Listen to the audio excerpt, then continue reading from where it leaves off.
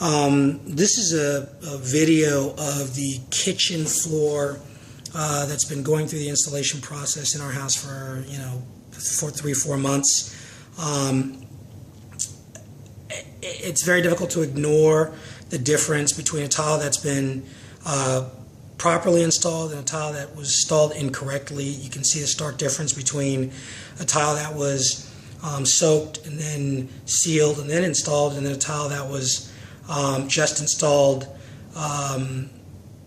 and then left for approximately 3 weeks before ultimately being grouted and then sealed.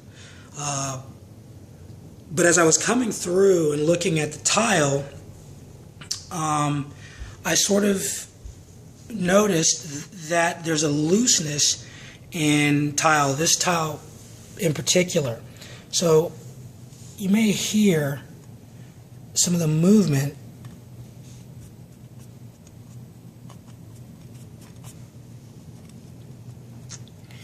in this tile. And this tile is it's got thin set on top of plywood attached to the tile.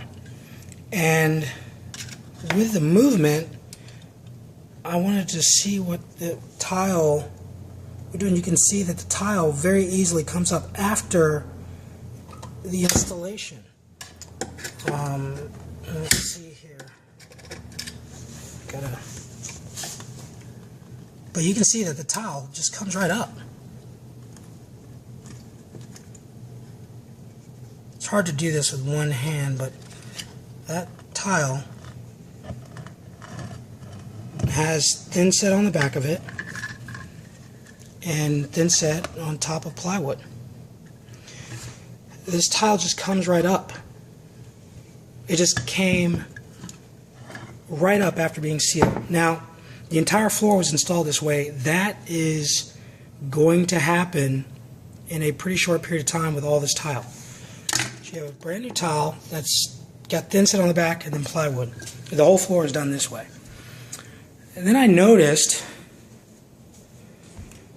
if you can hear, I don't know if you can even hear, the same thing. These are grouted tiles, so I'd have to dig out the grout to get them up, but that is a tile that's got some movement there.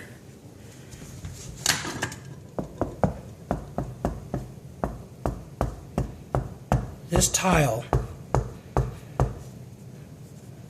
is problematic. The entire floor has to come up. The entire floor has to be repurchased, and the entire floor has to be reinstalled. This is not acceptable, and it has to be replaced.